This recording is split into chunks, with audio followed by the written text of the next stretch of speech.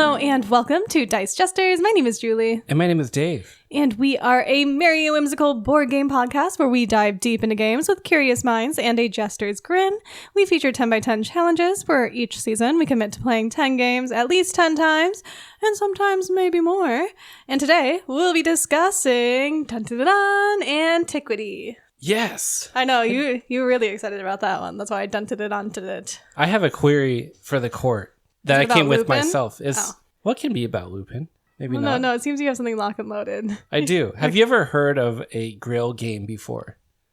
Okay, so I've heard about it from you and from other gamers, and I've had you explain it to me, but I guess I don't necessarily fully, to the depths, understand Grail game. It's just like Holy Grail, like it's hard to find type thing. And then when you find it, you're excited. It's a holy experience.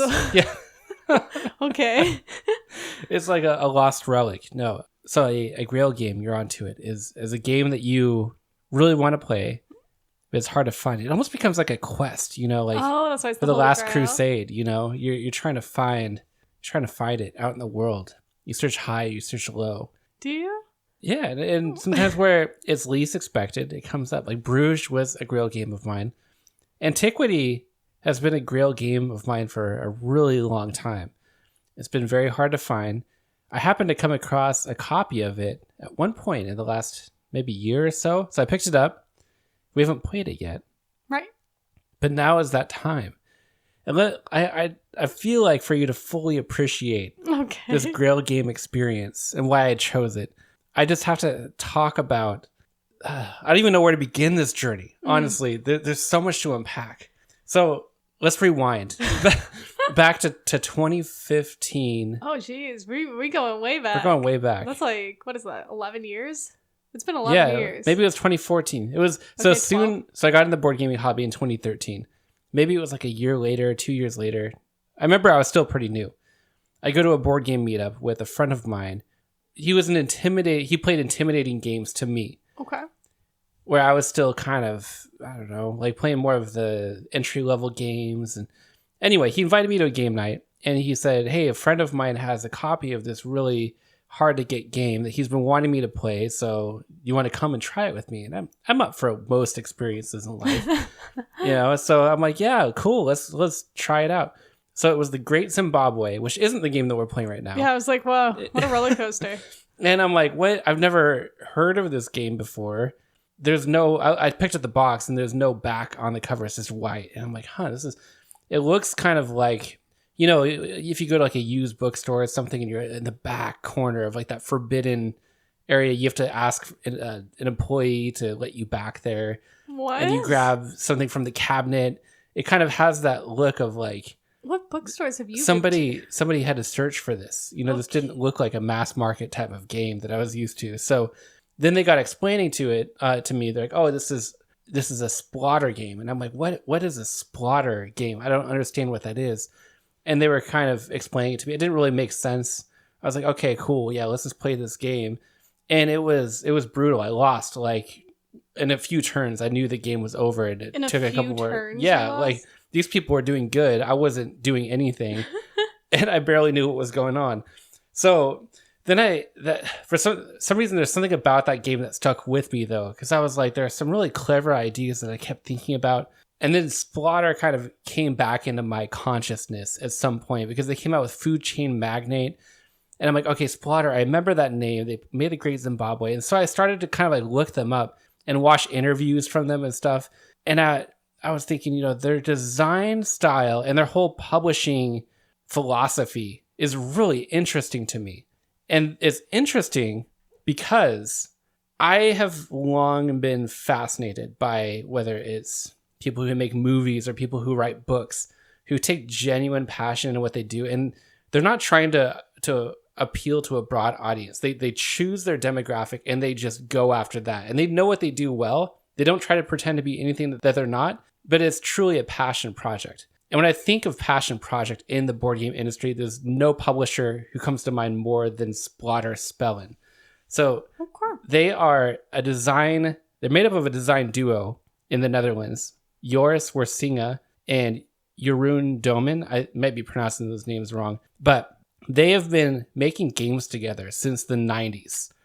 they were part of this design group that was made out of college. And there were a few people that they made games with at some point, and then they started their own company together. And ever since then, they've designed these games together that are kind of like simple in rule sets-ish, but they're very high in player interaction. They're very strategic, and you can pretty much lose the game on turn one if you play it wrong. It kind of a joke. Like it is possible, but I don't know where I saw the quote from them, but it was something like, if you can't lose the game on the first turn, what's the point in a first turn? And they're known for being punishing, where you're supposed to play them multiple times. And they even straight up will say that you may have a terrible experience playing their game because you can make some bad moves.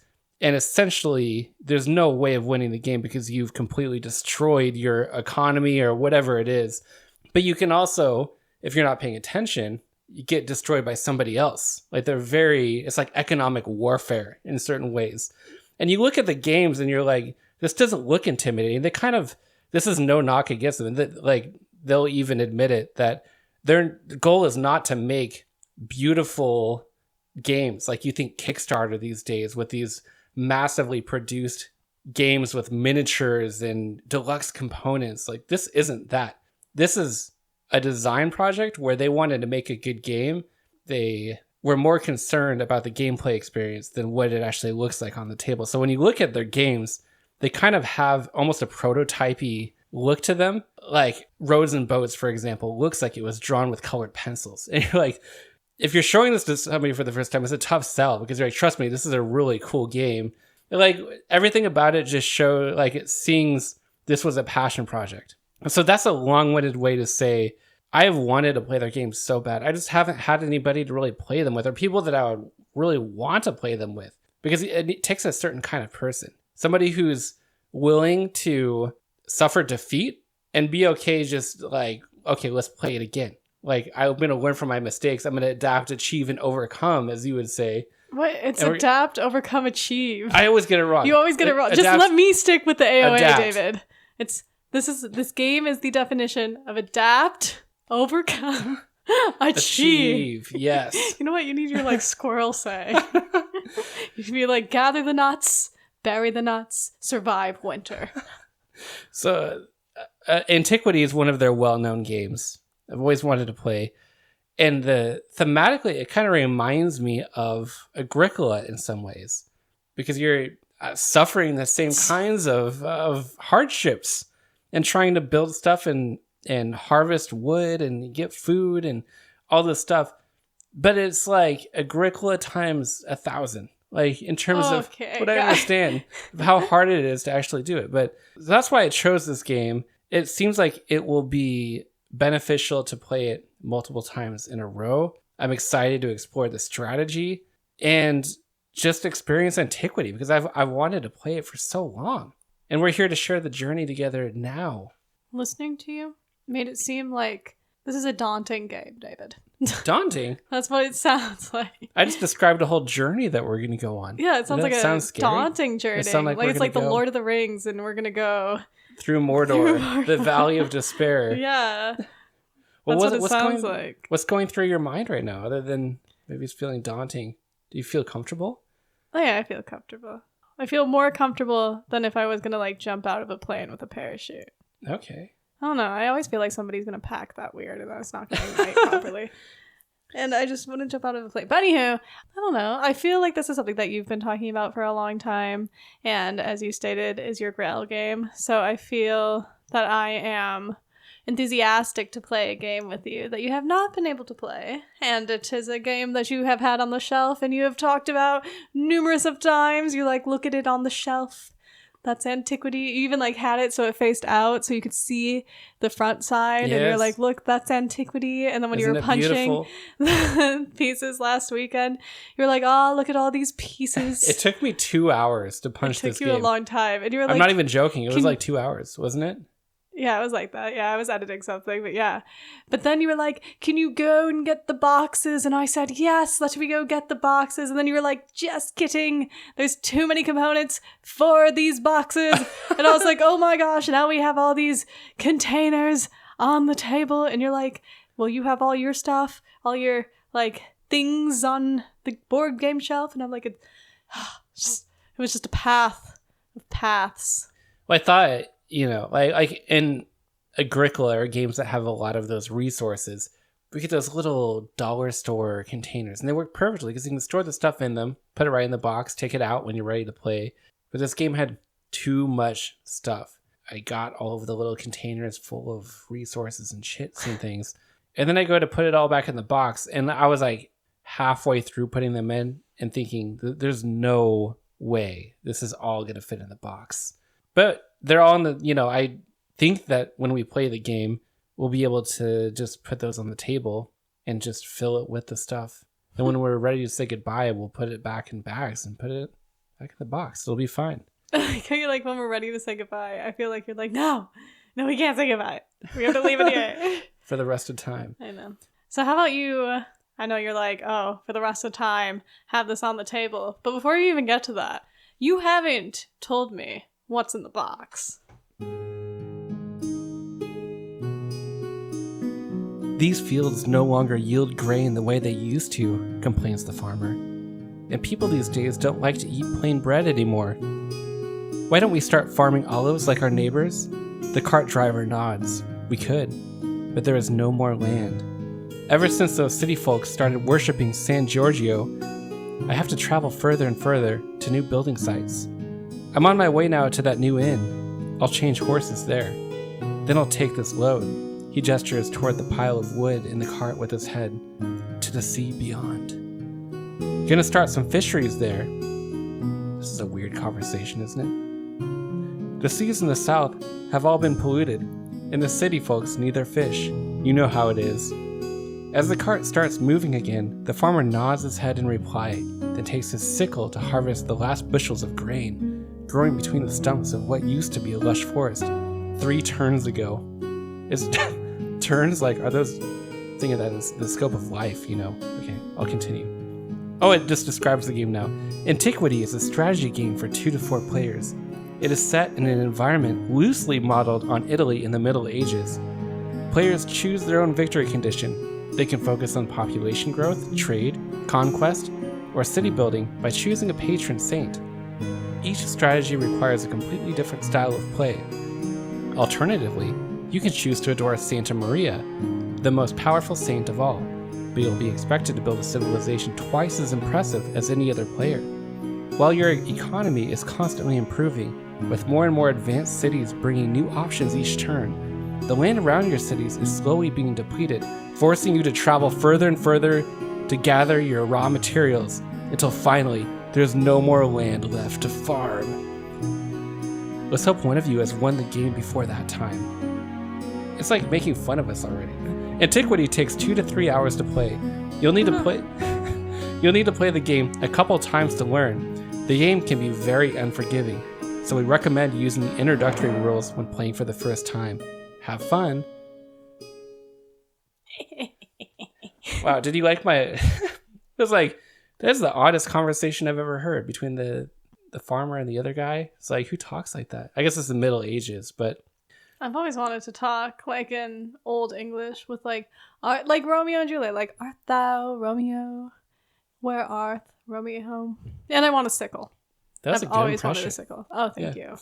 I was so tempted to get like that scythe that we saw at that one place when we visited that ghost town. It was like the only store open, but it was all rusty. I thought we were gonna lose our lives that day, honestly. There's been so many situations that I've personally gotten us into, and we're fine. I wasn't sure if that day was the last day of my life or not. But either way, I was comfortable. I welcomed it. Did you? Well, I think you're ready for Antiquity then. Yeah. There's something wrong with you. No, I want to know what's going through your head after hearing that. And specifically in relation to the pairing that I took us on, which was to Weird Meadery here in Portland, Oregon. Is it weird? I thought it was like worm. I think it says WYRD. Weird or word. Weird Meadery. to sample some meads in You've never had mead before? No, not in this lifetime. No, it was your first time. So this place is... Well, do you want to describe it? Like, close your eyes and paint the picture. All right, if you've seen Lord of the Rings, when the hobbits are partying and there's like a little hobbit den, that's what it looks like. And like it looks like Frodo's house. Yeah. But like the tavern version of Frodo's house. Like where you would stop on a magical quest. Thank you. You're welcome. Yeah, and then you go there and you would get second breakfast. Literally, not figuratively. They sell second breakfast. Yeah, and they also sell a meat stick and a slab of cheese. The slice of cheese. For $1. Like an honest slice of cheese, or wasn't that what it was called? I don't know. It had a funny name. I liked it. For $1. Yeah, slice of cheese for $1. And you could get a stick of meat. Hey, so that second breakfast, though, that was delicious. Yeah, it was like a Hot Pocket with like potatoes in it, bacon, cheese, and maybe gravy or something. Yeah. Something like that. It tasted good. It was good. What did you think of the mead flight that we got? Was it delicious? It was okay. It was okay. I'm not the biggest mead drinker. You think I would be because it's like honey. I'm like, oh, I love honey. Well, I don't actually think I love honey as much as I assume I do. I thought it was pretty chill. I liked it. I like sampling new things. Like anytime I can try a lot of flavors or something, it makes me feel good. Yeah. I really like dragon's blood from the Ren Fair. Oh, that is good. Yeah, that's a mead, by the way. That's a flavor of mead. Dragon's blood is mead. I love it. I don't want to sound like the queen of dragons or whatever. So I want to know, after hearing that story, how entrenched in the theme are you already? And then how... But I don't know, because I don't feel like where we went was really thematic towards your story that you just read. Well, yeah, I feel like if you took me to the goat farm... It's like a medieval tavern. You feel like you're walking in... You're on this long, treacherous adventure. Mm-hmm. And you stumble upon this inn in the middle of the countryside. Some like dark forest with you see a light through the window in the distance, and you're like, "Is that an inn?" And you get closer and closer, and you can smell the cooking hearth. From inside, you see the billowing smoke from the chimney, and you walk in, and they welcome you, and you cozy up and talk to fellow travelers, and hear about the latest gossip from the land. This is something you do often. That's what it reminded me of. Like, yeah, Lord of the Rings. Sure, if you want to make it in simple terms. Because I feel like you just need simple. We are so interesting. Like, just listening, hearing you go through the backstory, and then hearing myself, like, talk right now. Obviously, I'm not listening at the same time, but it's just such an interesting dynamic. It is. So, seeing everything on the table after I set it up, what do you think? Do you think it looks intimidating like I described it? No. I don't think it looks intimidating. I think it kind of has like vibes from Castles of Burgundy, where you have your own map and you're doing stuff, but then it has things like Agricola, where you're sharing one of the maps, so you're sharing the resources, and whatever resources you take affects somebody else. So it looks like if you take something, or if you lay it in a... Now, it's similar to Le Havre, where I'm going to have to pay you to be in your inn or do something similar like that. And then the shapes are like a Feast for Odin. Yeah, like the Tetris ones that I'm not good at. Yeah. But you're somehow good at putting the whole game and fitting it on the table. That is true. Which is a bit odd, because I'm just like, you can do this, but you can't fit shapes on the map. It looks organized. Yeah, it's very organized. It looks very nice. Here to you. Huzzah, David. Nice. I will say, first impressions of the components, it's like everything is so functional, and I can appreciate just almost how easily everything is printed. It just took a long time to punch everything out. That's the only downside. But one thing I'll say about the game before we get into it is that it has recently gone up for pre-order too. So it was my Grail game, but if you're listening to this and it sounds cool and you want to check it out, it'll be like available pretty soon, I think. So in this episode, we're going to dive deep into Antiquity. And if you've never listened to us before, the way we go about this is we record our episodes in multiple segments. So we'll start with, right now, we're talking about the game.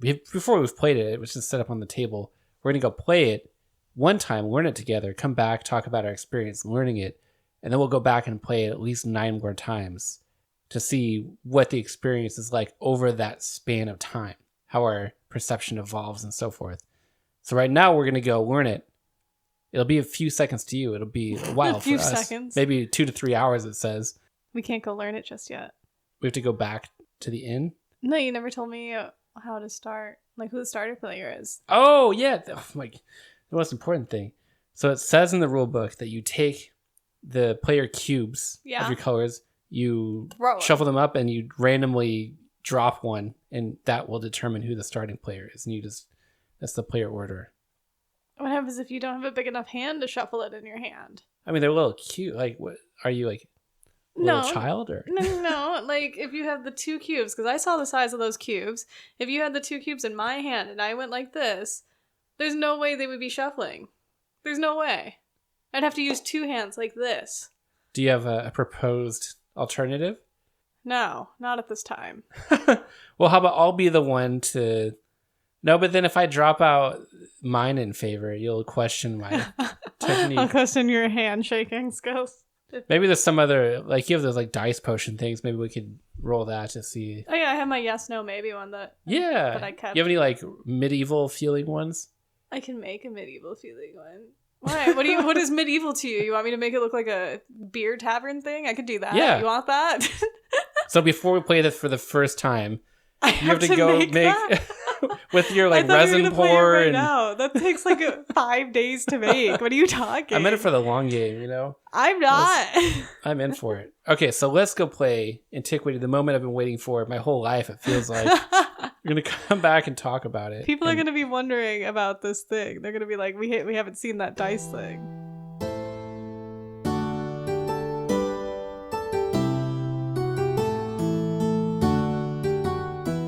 And we are back after our first play of Antiquity.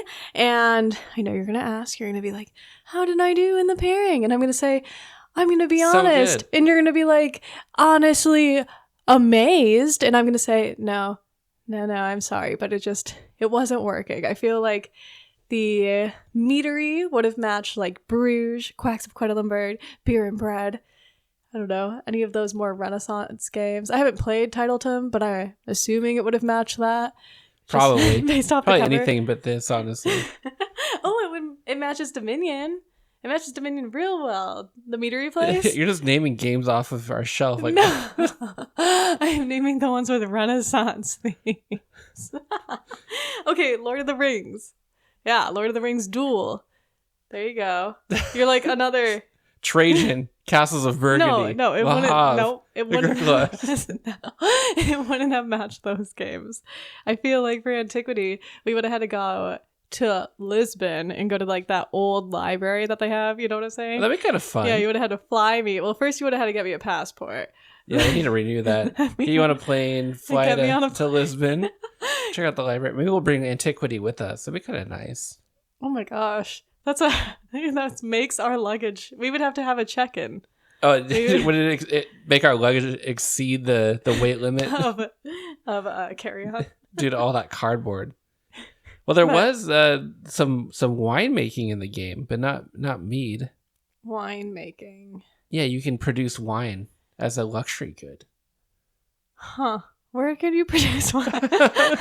Well, maybe we should. I never got there. Do you want to start with explaining the game, if you would like to, or would you like me to? I guess I'll give it a little go, because I feel like if you do it, I'm gonna be like, I'm just gonna add little 2 cents things to make it go smoother. But so it is a game. In which a player wins. In which a player plays. So it's definitely a heavy resource management game, and so this is our first play, by the way. So if anybody has played Antiquity, don't come for me. Okay, this is our first play, and it says in the rule book, at least Dave told me, I don't know if you're making me just feel better or something, but it did say that you may need more than one play before you understand the game. So it said several. At least it's honest. You know, I like upfront things. Very upfront person. So, anywho, how do you play? You get resources in the beginning, so I believe you get 6 wood. And the wood you can actually use to buy a lot of things, actually, because a majority of the items you can purchase is with wood. And so that tells you right off the bat, I need to manage wood. I need to have wood, because if I run out of wood, I basically run out of things to do in a weird way. But you also need wood to plant as well. So it's similar to Agricola, where if you have wheat or like 2 cows, like stuff like that. You need to have the resource to begin the resource journey of getting more resources. And that is how that is. So yes, you can spend all 6 of your woods, but then you can't plant wood in the beginning for farming.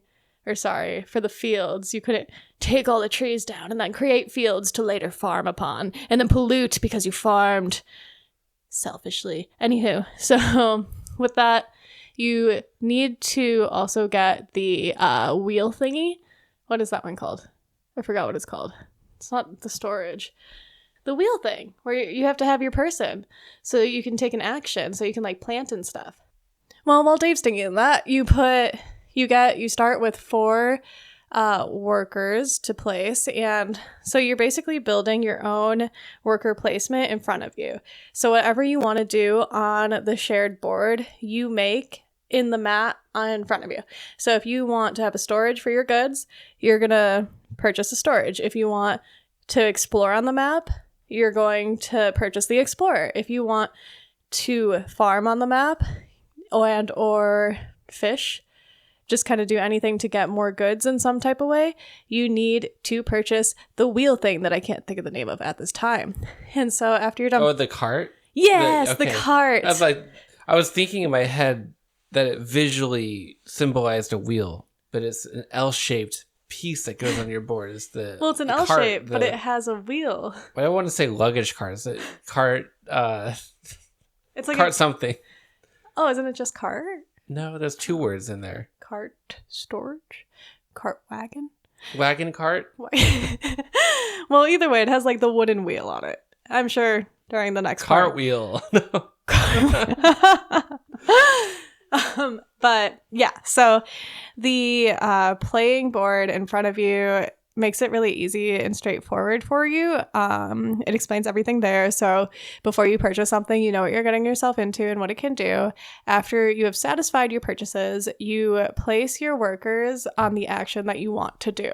So wherever, like if you expect to have good overage, then you want to place them on the storage. If you expect to have some graves at the end of the round and you built a hospital, then you want to make sure that you place them on the hospital. If you want to do any action really on the player board for the first several turns, you're going to want to place it on the cart, wheel thing, wagon, whatever it's called. We'll figure it out later. And so after both players or all 4 players or 3 players, however many is playing, has satisfied placing their workers, then you go to the first player. Well, technically you count how many people have workers on the carts. The carts and explorers. Yeah, and whoever has less, right, goes first? Yes. So then you, obviously, if you're using the cart to, let's say, take down some trees, you're going to take that person off. You're going to place a plane on all of them trees, and then you're going to place a bunch of trees on all of the planes, and then you place your meeple on the last tree that you place, because when you go to harvest and or gather, you take all the surrounding goods before you take your meeple back. So then that way you are 1 less meeple going into the next round. And this game is roundless. So on the side, there are objectives that you are looking to meet. And as you play the game, you can either, from the beginning, select an objective and go for that, or you can kind of see what's easier for you to get and then pick an objective. Dun, dun, dun. But you have to lay the cathedral down. Which costs 1 stone. Right. But the cathedral is kind of nice because depending on the objective you choose, it gives you certain ongoing abilities that the other player doesn't necessarily have unless they pick the same saint as you, right? They're saints? Yeah, Saint Maria, yeah. Mm-hmm. Yeah, there's 5 different ones, and players can choose the same one. Yes. But you have to pick one. You have to build a cathedral in order to win the game. Yeah. And you have to satisfy that condition in order to win. Yep. So then after you move all your meeples, however it is that you want to do it, then you put any leftover goods into storage. So, yes. And then after you put leftover goods into storage, you harvest. Then you explore. Then you do, I think there's one more thing or no? Well, then there's... there's the pollution and everything. Well, famine. Check the famine level. Yes. And then you have to put if you have food, you look at the family level and that determines how many graves you put into your city. But if you have food, then you put less graves. So basically or no graves. So if it's level 3 famine and you have 3 food, you're good. Then you're good. There's also a grainer, I think, that reduces the... Yes. Grainer reduces by 3. Mm-hmm. And you don't have to have it manned. Correct. So. And then after that, then you go into the pollution. Yes. The pollution phase. Yes. And pollution happens when you do like a field or towards the end if you explore. Or is explore more famine? Explore is more famine. More famine. I'm not looking at the game right now. We're recording in a separate room of where the game is. 3 pollution per city that you have. And you start with 1, but then you can have multiple. So you could be putting like 6, 9, 12 pollution out potentially. Yes. So in a nutshell, that's the game. So the very high level, obviously a lot more details with the different types of buildings and then manning them and the abilities that they give you and everything. And there's different resources that you can produce, and producing them requires clear land, meaning that there's no pollution on it. So you have to keep finding land. By black token things. Yes, the little discs, which I think I've looked at previous versions. This is the 3rd edition, and I think in earlier versions there are little tiles, like punch out cardboard tiles. And so I think it used to be difficult to look at the board and know exactly. It just got kind of confusing and convoluted looking. Same with the ends. This version comes with the cardboard ends, I think were in the original, but now there are wooden buildings that you can put out on the board, which make it visually, you can scan the board and look at where the pollution is, where the ends are. And the ends are important for your zone of control, which dictates how far out into the board you can do anything. From your city. So pollution's filling in. You need to build some ends to get further out. And it's just, So we've played a lot of resource management games. How did this one compare to other ones that we've played? I would say, I'm trying to think of more of the restrictive ones that we've played with resources. Agricola, Le Havre. No, there's a stricter one, isn't there? I swear there's like a stricter one that we played where I was like, I even commented, I was like, oh, this is pretty tight. I don't remember. Was it in a 10 by 10 or just a one-off? I can't remember. I think if I saw it. I know that like I technically do not qualify as a new gamer anymore, but when it comes to like games, I don't really remember names. I just kind of play. You remember feelings. Well, you remember the backstory too. That's the important thing. I remember because you make them thematic and fun. And I bet you still have dreams about that bonfire backstory. Honestly, in full transparency, I forgot about it until you replayed it for me because you were so proud of the... Because I just remember you talking about how long it was. So then I didn't remember the short version. I only remember that really long thematic background that you read to me. I think that's what Antiquity is missing, is a 16-page backstory with the dying of the light and the return of the gnomes and stuff. I don't think this game needs a 16-page backstory. It definitely does. Every game does, I think. For any new listeners, I'm dyslexic, so Dave reads a lot of things to me. So where's my dyslexic gamers out there? If you're on Spotify, say hey. Or, go over to our Instagram, thedicejesters, and say hi. You're like, way to prop that in. I was like, of course. But yeah, so Dave does all the reading, and then he just kind of vocalizes it to me. And then I give a high overview of it, just like, hey, this is what it is. So at its core, it is way less threatening than I thought it would be. So like going through the first play, going through the motions, I was like, oh, playing your turns is very, I would say it's not stressful playing your turns. It's trying to get an objective that becomes more strategic and everything like that. And I have noticed so far in this first play that it is very strategy based. I have not seen any luck other than the exploration.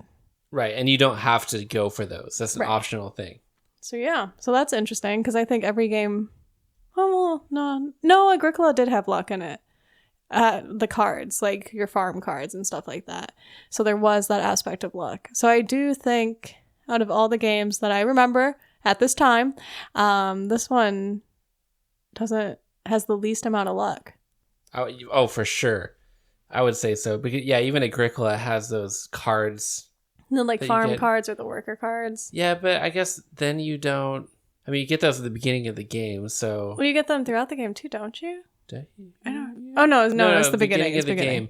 And you do that drafting at the very beginning. So I guess that's kind of luck-based, but no, this game is very... Like, this is low luck.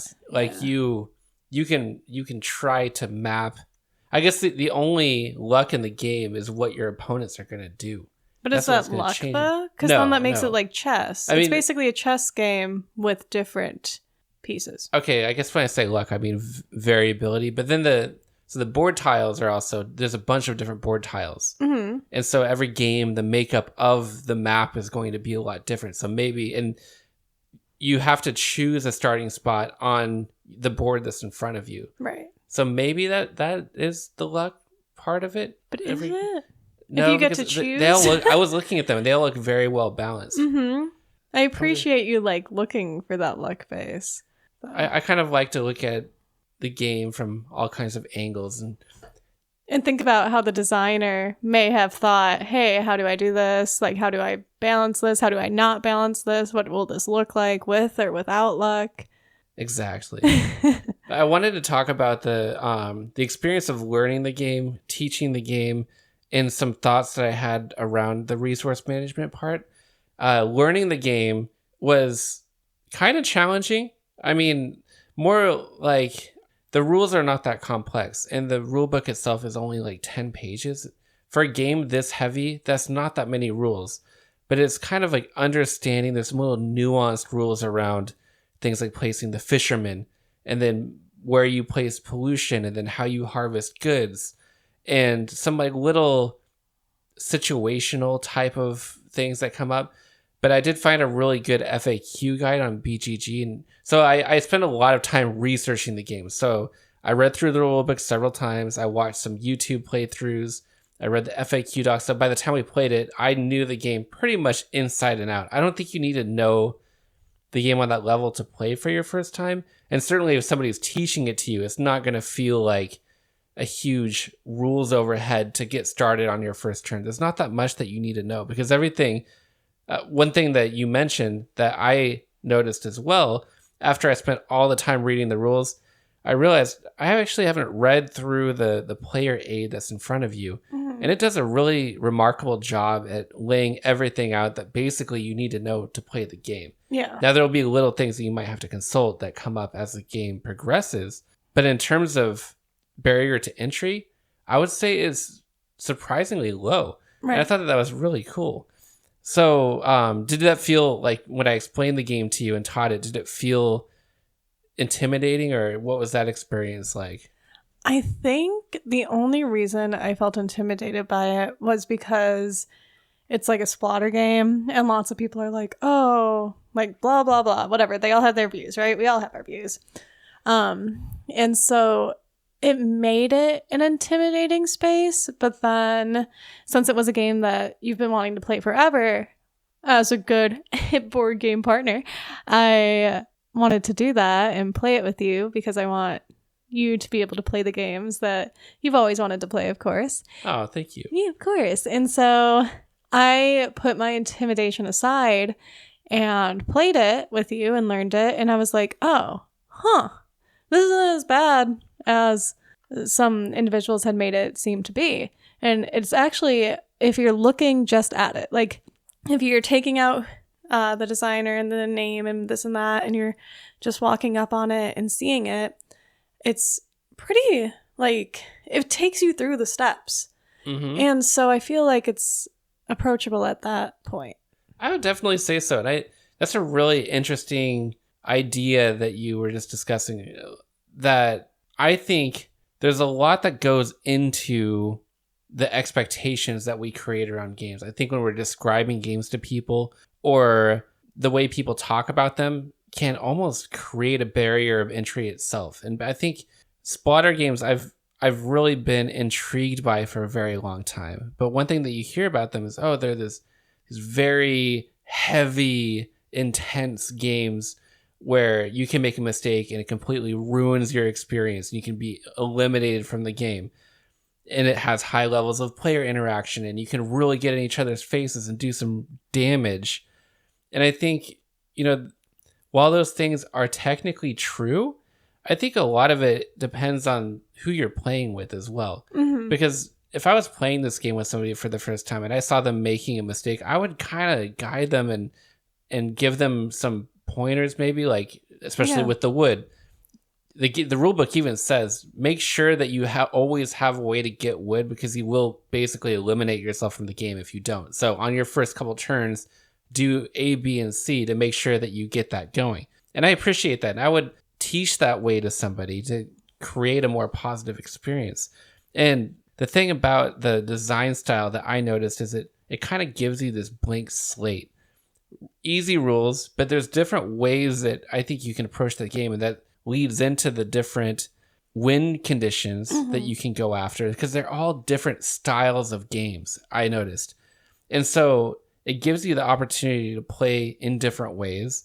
And so, yeah, you can go and chase after somebody and throw pollution in their area and stuff, but there's ways that you could counterbalance that, and you're not going to play that same way every time. So unless you play games with people who are just being a jerk and going after you constantly, which there's some fun in that. Like, if that's your play style and you want to do that, it gives you that space to be able to experiment that way.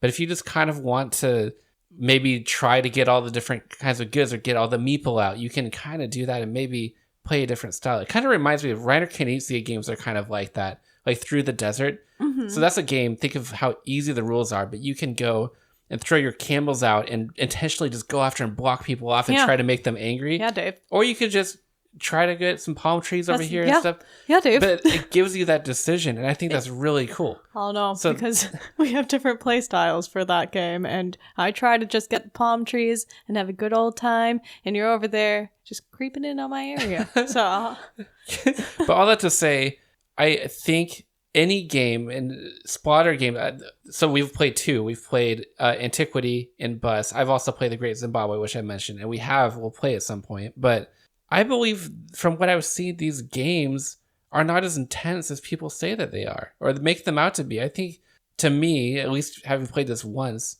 are just kind of a fun sandbox of strategy that you can explore with not that complex of rules, but high levels of strategic replayability. That's the way I see them. And I think that's awesome. But the one thing I did want to mention, so the last game that we played was Tzolk'in the Mayan Calendar.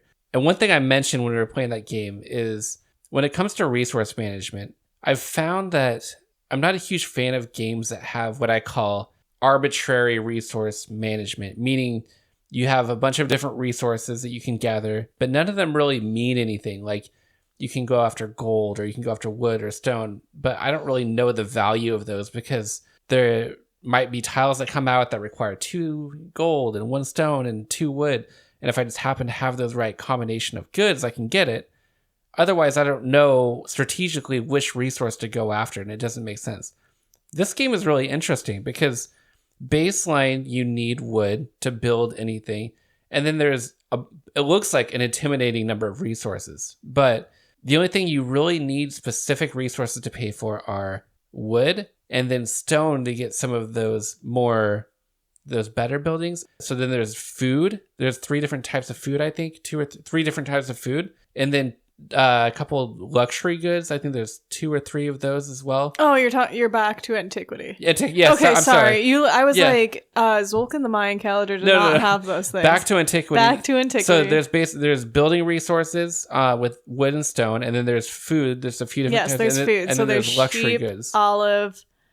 What's that other one? And there's sheep, olive, grain. Yeah, and then there's fish. Fish, yeah. Yep, so those are the foods. The only difference is how you produce those. But what I thought was cool is, instead of saying, "Oh, this building needs 2 2 stone and a pearl and 2 name it, whatever resource, name it," it just says something like, it requires 2 different luxury goods.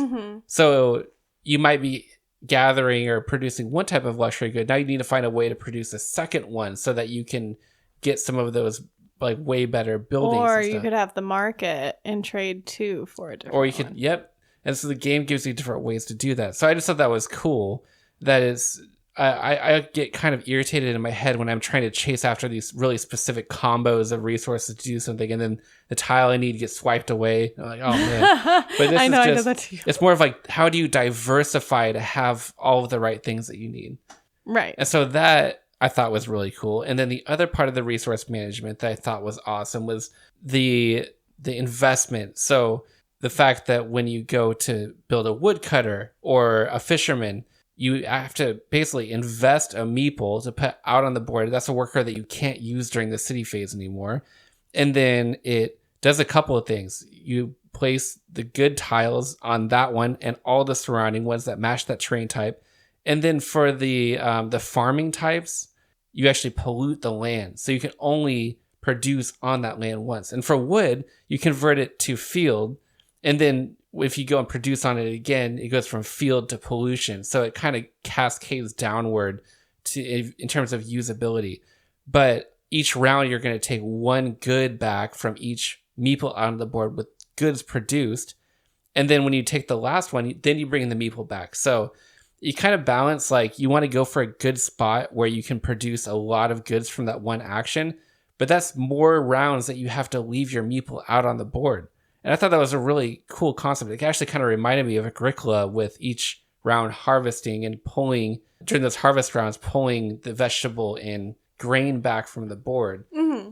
But this one, the difference between this and that, though, between Antiquity and Agricola, though, is in Agricola, you're harvesting the same fields and you can re-sow seeds back on those same fields. This one, the field is done once you've done it once. It's polluted unless you have the building that lets you clear pollution from the land.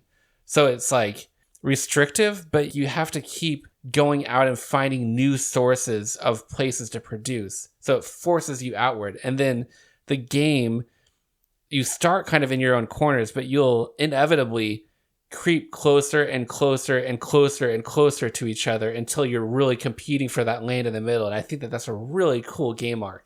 It reminds me of Chinese checkers, that part. I don't even remember how to play that game. I have. But maybe, are you the first person to compare Antiquity to Chinese checkers? I don't know. Maybe not. No, I'm probably the first person to say a lot of things. The number of times per day that you say something and I'm like... We were talking about that at work today. You're the first person I've ever heard say those specific words. Yes, the only item that I'm kind of curious about to see if it is something that may end up bothering me or not is the extra city tiles. So when you lay down a city on the shared map, you get another player board, basically, that extends your player city that you already have in front of you. Oh, right. And the way the player mat in front of you is set up, it doesn't leave space to really put the cities next to each other. So you're kind of having these like floating cities somewhere else. Oh, yeah. And to me, it makes it a little difficult for like spatial things to see what I want to do, this or that. But if you're like, you know, Dave and not the greatest at Jenga, I believe that's what it's called, or Tetris, the way that the shapes are, it makes it easy to put onto the board. I'm helping you adapt, achieve, and overcome, because that's my saying. What's funny about the Tetris thing is one of the win conditions is building one building of each type. Yes. And I knew right away that's going to be your favorite one. How did you know? That's because what I was so going good when you play for. a Feast for Odin, you fill in your whole board. Yeah, so remember you were looking at my board and you were like, how are you? Yeah, and then you would get those additional boards and fill those in. I'm like, I'm struggling to even do one. How are you doing 5? I don't even know. It's resource management. But I was, joking aside, I did win the first game. Yeah, you did. And I won by doing, I can't remember the name of it, but by capturing or being in my territory. Having all of the territory in your area of control in my area of control. So I was going out, throwing inns out and getting closer and closer to you. And I didn't even know that was a win condition. Well, now you do. Yeah, now I do. Now you know what's up. Yeah, and I'm good at Chinese checkers, so.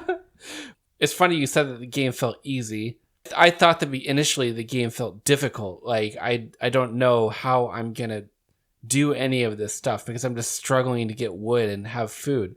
And I think maybe that is a cool thing about the game is you start the game with that feeling of impossibility, but somehow you make it work. And I always like when I think that's what it is. Like you just play, you go through the motions, and then you kind of look at the win, and you're like, oh, like if you didn't want to plan for it or didn't want to pick one, you just kind of pick one that you get closest to. Exactly. Yeah. So, and you actually did not get a cathedral in this one. So I think if I were to make predictions, I think you're going to be very, very good at this game.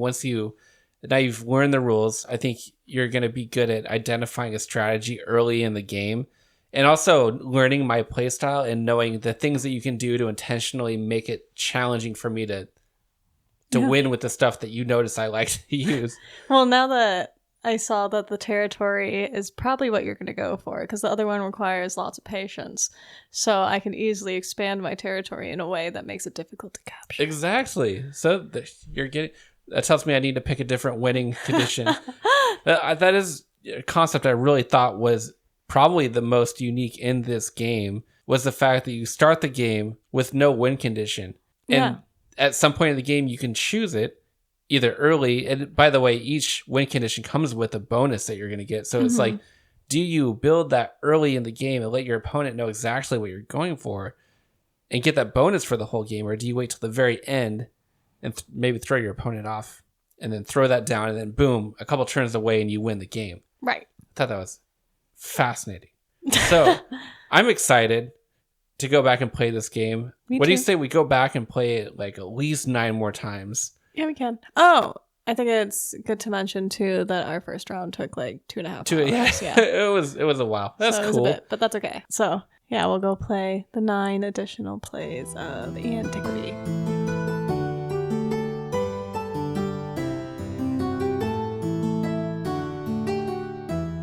And we are back after 10 plays of Antiquity, which I'm just going to spit it out there right away because I'm sure we're all wondering.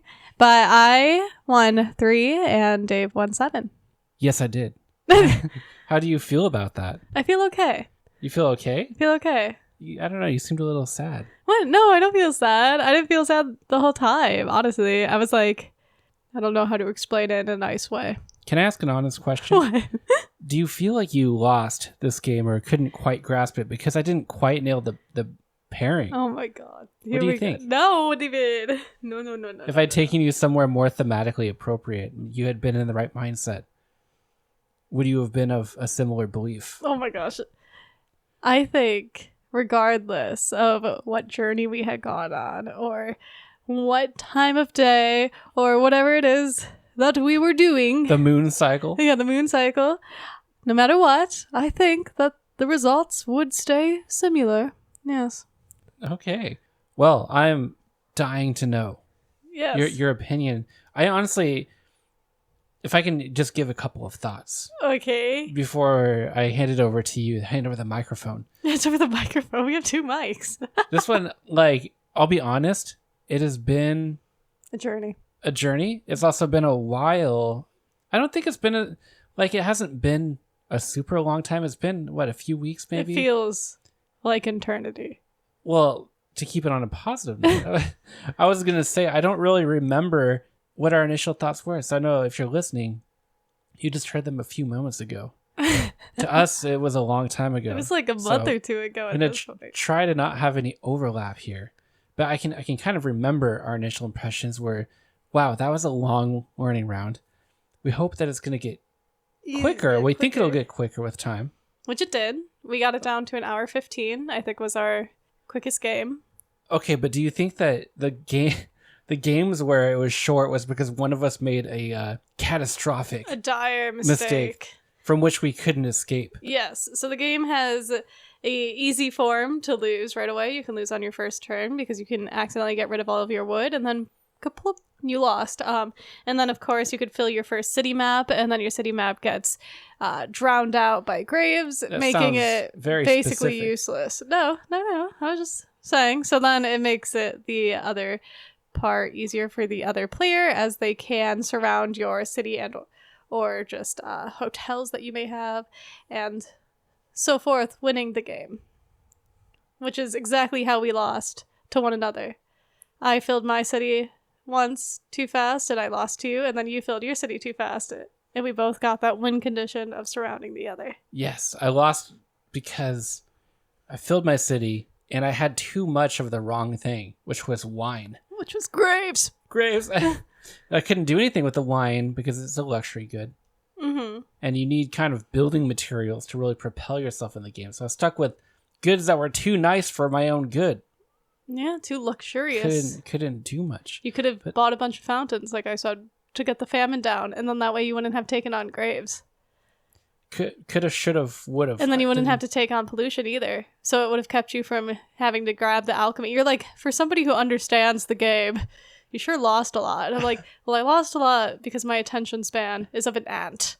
And so a lot of the games, I was doing several other things because I couldn't sit patiently waiting for you to finish Yes. your turn. So this was a very different game than ones that we've played. I'm thinking back to different. Season 1, Carcassonne, San Juan. Yes. Century Golem Edition. Sagrada. Quacks Space of Base. Quedlinburg. Space Base. Targi. I think Targi was on the first Targi one, was right? on there. Yeah. And now we've come 5 more seasons into the future. Well, technically it's like 4 more seasons. Thank you You're welcome. for your good math there.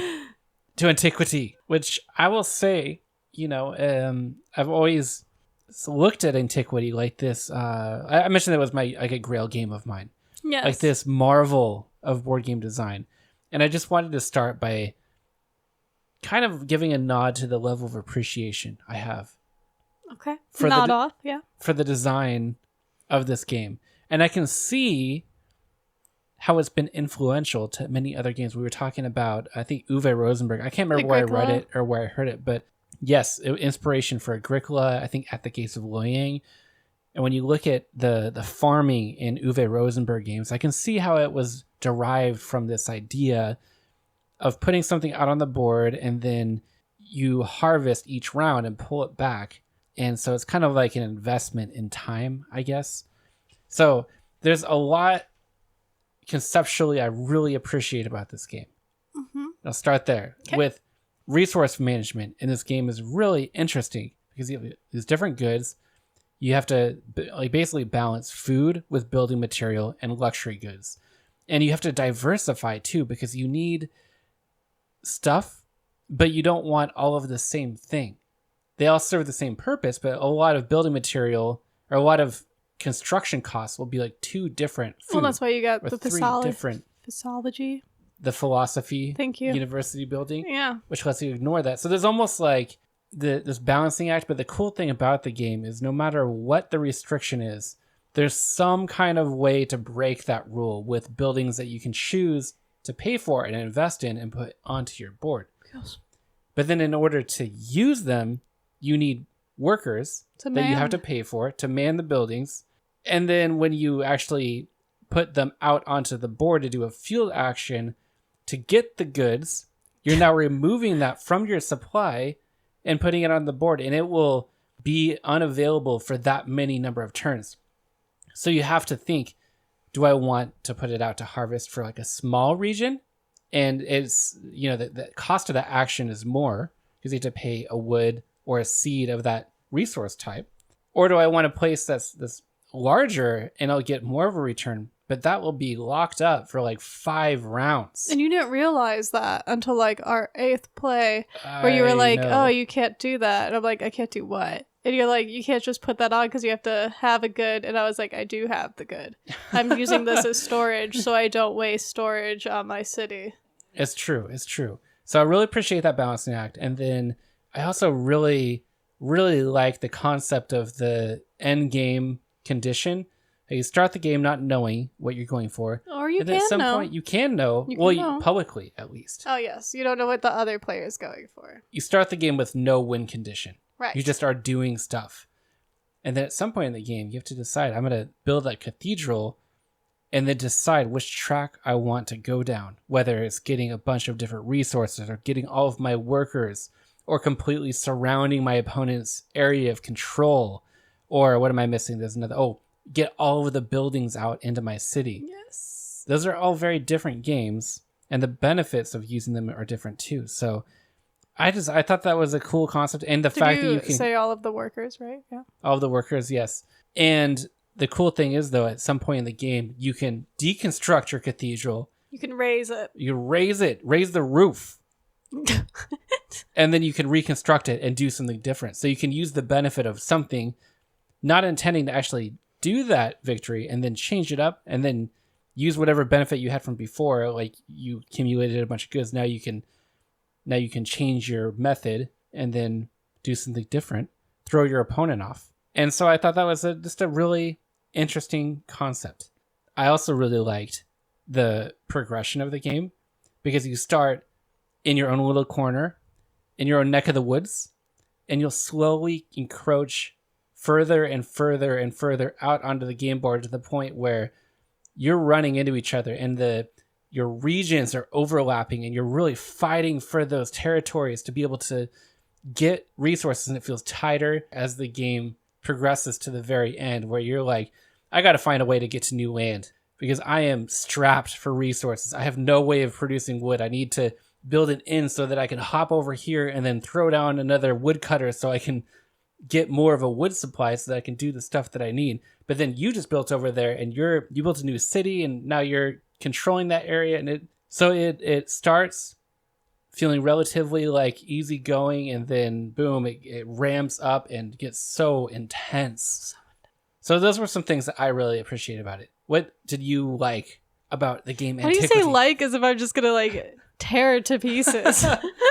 So, I know this is your growl game, and I appreciate you showing me. You're about to sandwich I want to share this, it aren't with you?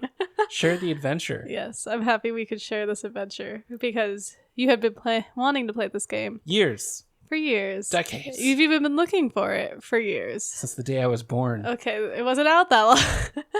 And so you get the game. You're like, perfect. 10 by 10 game. You will love. I'm like, bring it on, yes. You get it. You're punching it out. You're like, wow, that took me a very long time to punch out. And then we get to playing it.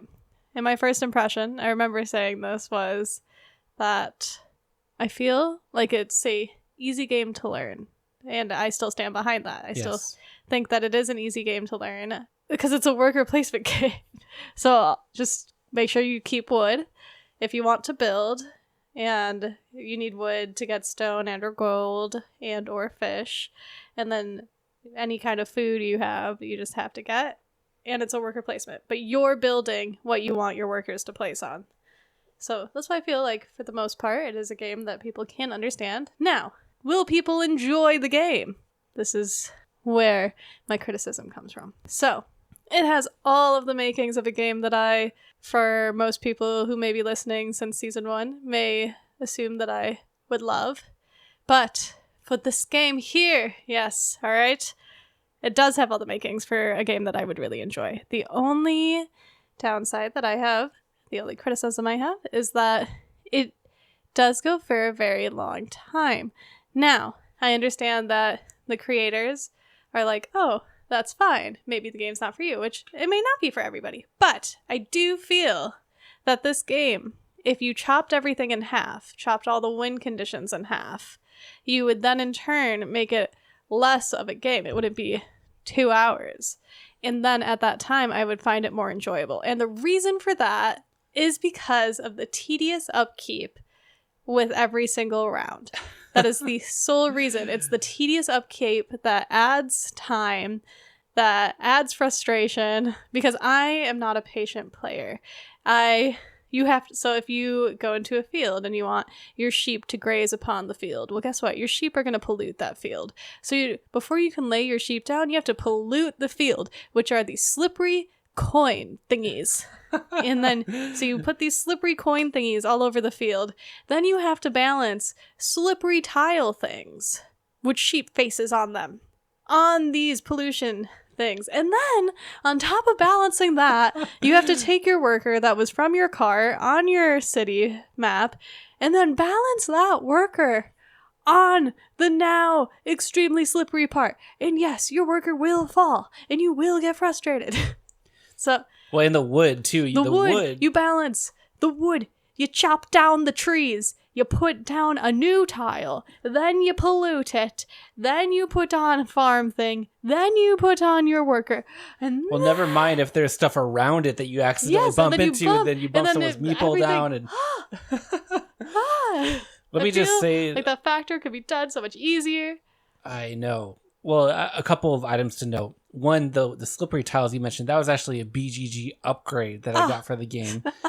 The original, I don't know if you saw me spend 2 hours punching stuff. Okay, tediously. wait, hold up. So you got an upgrade for the game, but you spent 2 hours punching things that we didn't end up using?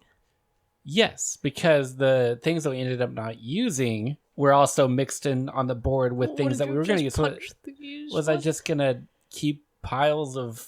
Okay, well, either way. So here, it's very tedious. So I feel I haven't played Rows and Boats, but I do feel that this game would perhaps benefit from like a overlay and a dry erase marker. I know that some people might not like that. I mean, I'm not the biggest fan because no matter how much you clean something, the dry erase marker doesn't fully come off. It always leaves that like little tint behind. But I do feel pollution-wise that would be the easiest solution as opposed to having cardboard and punching a bunch of it and doing all of that stuff, just to have a lay on top and then put an X for the pollution. Completely agree with maybe colors for everything. Mm-hmm. Sorry to cut you off, but colors for everything, because the food has a color. Like you could do you could do numbers. So the food has 3 different foods in a similar color, kind of. So you could do like 1, 2, 3, and that's how you know. And then you could easily like erase it. I don't know. Well, okay. Given the fact that you found it so finicky, just knowing that. Okay, so when you look back at the original version, yes. So those chits instead of the tiles. On a couple of levels, they're really, really thin. Mm-hmm. So they're going to be harder to grab with your fingers and put them on the place. But they're also harder to read because the upgraded tiles are color-coded. So you can scan the board and know, are they for fields? Are they for mountains? Are they for water? It's easier to look. If you're using the chits, they're all kind of very muted-looking colors. And it'd be really hard to scan the board and just take in the information. Also, the slippery discs. And in earlier versions of the game were actually little chit tiles as well. And then the ends were also chit tiles. So the ends are now houses, like with the wooden houses. I like that. That's nice. So I think as the game used to be, it would almost be unplayable, in my opinion, with how difficult it would be to scan the board and just the kind of physical finickiness of that. So I would say you'd be able to play it. You'd be able to play it. It would just... My whole thing is the finicky aspect. Things. Yeah. Because it takes too long between turns, and I get very frustrated that it falls off, and then I'm like, oh, great. And that itself probably takes like 20 minutes within the game. Not like 20 minutes to set up your specific turn, but over the full game, that part of the game probably takes the majority of the time. Agreed, because we do the city building, which I like that that's simultaneous. Like, we're both doing our own thing. And then we move on to the field phase after we've redetermined order. You decide what you're going to do, and then it's like, okay, give me a minute while I kind of like logistically set this up and get the tiles and the pollution and everything.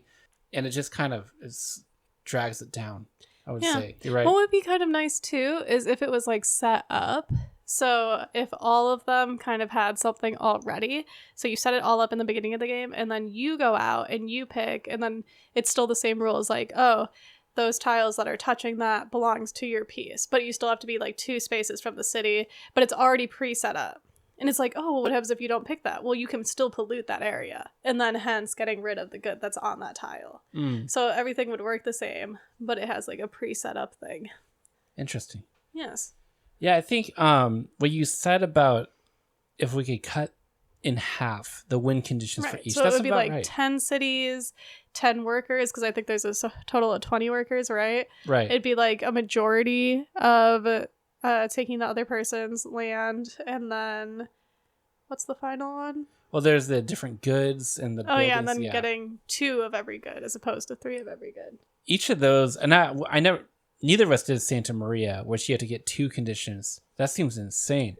But the win conditions all felt really, really difficult. I know this is meant to be a difficult game, but man, Yeah, so the win conditions to me didn't feel difficult. They just felt long. Well, time consuming to get to. It was very time consuming. I think that's what I'm confusing. I think in general this game is like, oh, it's difficult because it's long. It's a long game. That's true.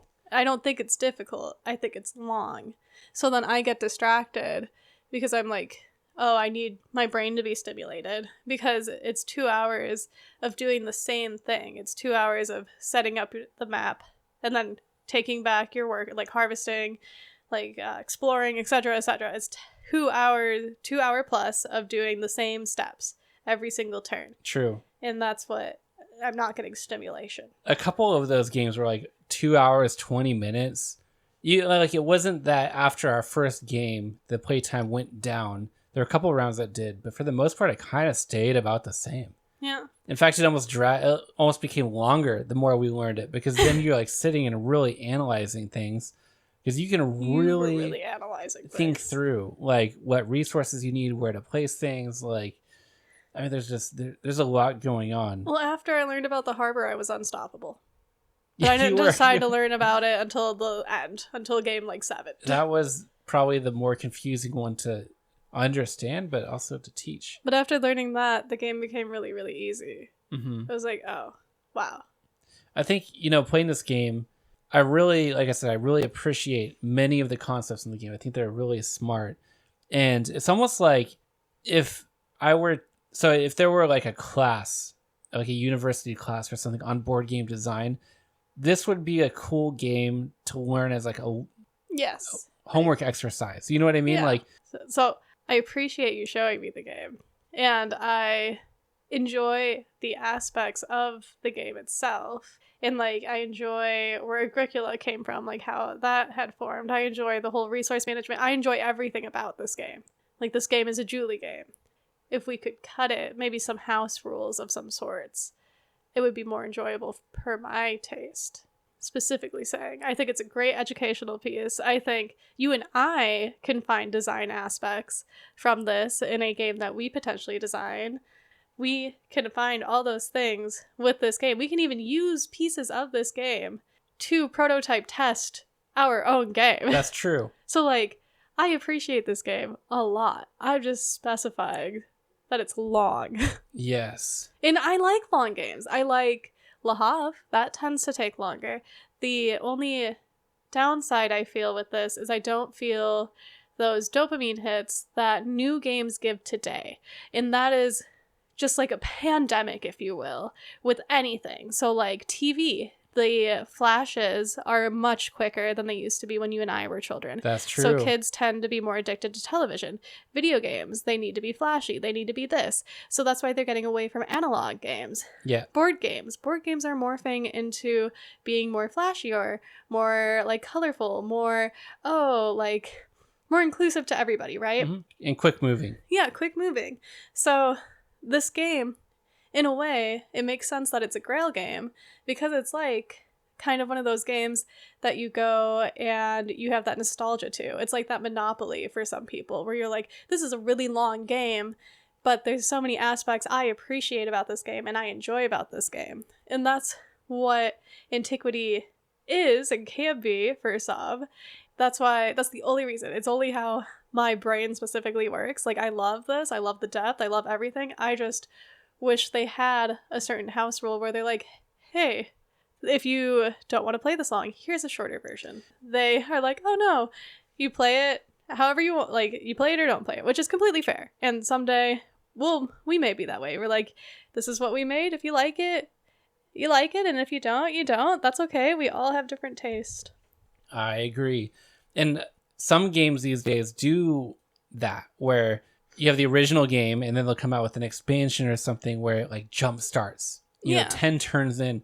And I think this game, while some people may appreciate that slow build in the beginning of like gathering the resources you want, laying down the buildings that you want, I think the most exciting parts of the game to me are toward the end when you're really fighting for those territories. So if there was a way to start kind of in that battle mindset. Well, maybe you have to start your cities in the middle. And I'm just that person. It may be my jester pass or my anything to do with my previous ventures, but I just need that like constant of it feels like we're getting somewhere. It feels like we have like a finale coming. Like we're building all of this up to be like, huzzah! And you can see it coming too. You're like, but with this, you can't really see it. I mean, you can, but you can't, you know?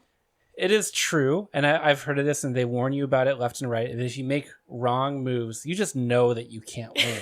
Like, I just know and then you're tortured. You have to sit there until the other person wins. And it's almost like, is there a way I could just intentionally, or, you know, I'll take suboptimal moves because I'm just trying to end the game. Because there was one game where the one you were mentioning, where I filled my board in and I had nowhere else to build, but I had all of the wrong resources. So I knew it was going to take me many, many moves to get to where I needed to go. But I saw that you were encroaching on my territory. So I knew you were going to go for that, whatever. Well, I originally wasn't. I was going for the buildings, but then I saw you messed up your city. Yes. So you went in for it. But I didn't try to do anything to block you because I was like, there's no way I can win this. What am I going to prolong this game? No, you can just win. I could have almost just taken the move in chess and put my knight down or my king down and just shook your hand. And I wouldn't be surprised if some people do that in a 2-player game like this. Like, I'm just going to resign because I know that you're going to win this. Aww.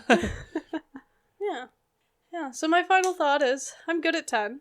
Yes. But I would love to keep it to study it. Agreed. And then I do feel that it's not a family game. But for board gamers in general, I do think that this game should be given a try at least once. I think it really... I don't know. There's a charm about it. It has a nostalgic look to it. Like, you feel like you played this game 20 years ago or something. There's something about it, yeah. No, I completely agree. And I like your idea of studying it because, if anything, when I was playing it, I felt inspired. Like, this is inspiring me to design a game or, like, take concepts. About a jester cat named Lulu Mans. Okay. I was thinking about like Bigfoot or something. No, and then we could have my crow babies because I have a new crow baby, remember? Instead of Philip, I have a whole crow. I have a murder now. Oh my god, we haven't talked about crows in forever, but I have a murder now, everybody. I'm really confused. Okay, well, I've been talking... Y'all can go listen to the previous ones, but now I have a full murder because I saved them from seagulls. Okay. People are going to ask about this story. Like, wow, Antiquity really got you, didn't it?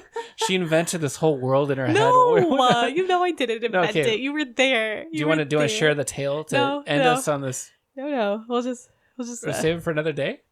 Save it for another day. Yeah. Wow, okay. We'll save it. Watch me forget. You're going to forget. I will forget. We'll circle back about the crow baby. Remember. The crow family. And it was a crow. It was a murder of crows. I watched it unfold in front of my eyes. Yes, and they were following me. Remember, as I was walking away, they wanted to stay with me. They're like, no. They were afraid of me too.